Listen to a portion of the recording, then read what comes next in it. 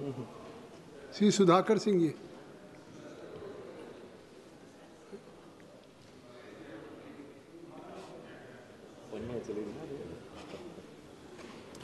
ना सर जवाब देना।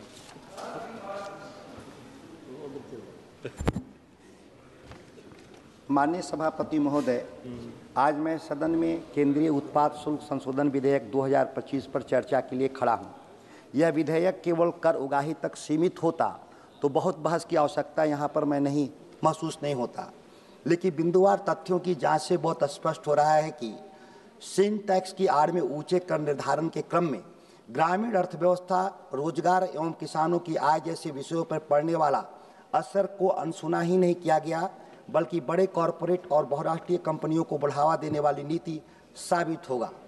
सरकार को यह बिल लाते समय यह ध्यान रखना चाहिए कि बीड़ी, तंबाकू एवं अन्य स्थानीय उत्पाद के उत्पादन में करीब 40 से 45 लाख लोगों को ग्रामीण क्षेत्रों में रोजगार उत्पन्न होता है, जिसमें खास तौर से महिलाओं को अपने घरेलू कार्य के इतर एक आमदनी का वैकल्पिक जरिया हासिल होता है, जिससे अपने और अपने परिवार के लोगों का भरण पोषण होता है।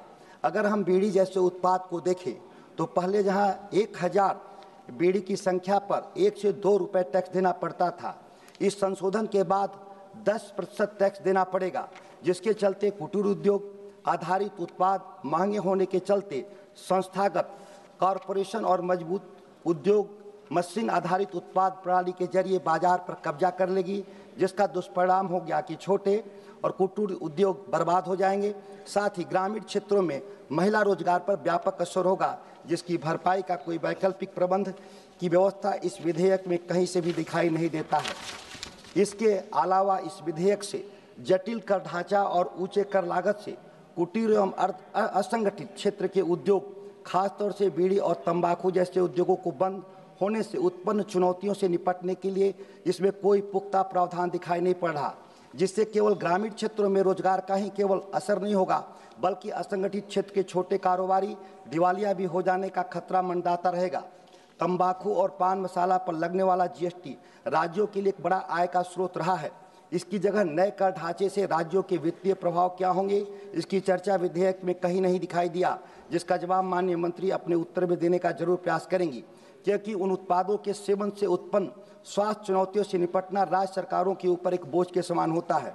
एक तर्क सरकार के द्वारा और यहाँ पर दिया जा रहा है कि ऊंचा टैक्स रेट लोगों के स्वास्थ्य व्यवस्था पर कुप्रभाव को रोकने के लिए किया जा रहा है। हालांकि मेरे अपने अनुभव इस तथ्य को झुठलाता है, लेकिन सरकार इस व्यवस्था से अर्जित अतिरिक्त रकम से किसानों को वैकल्पिक खेती, वैकल्पिक रोजगार एवं तंबाकू उन्मुखीकरण, डी एडिक्शन जैसे कार्यक्रमों में इस्तेमाल की व्यवस्था कहीं पर भी दिखाई नहीं देता, जिससे सरकार की मंशा इससे स्पष्ट हो रहा है।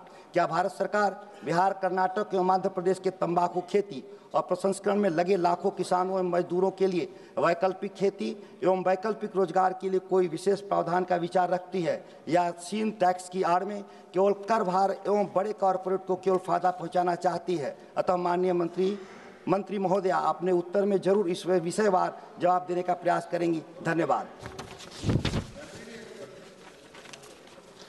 श्री एम गुरुमूर्ति जी।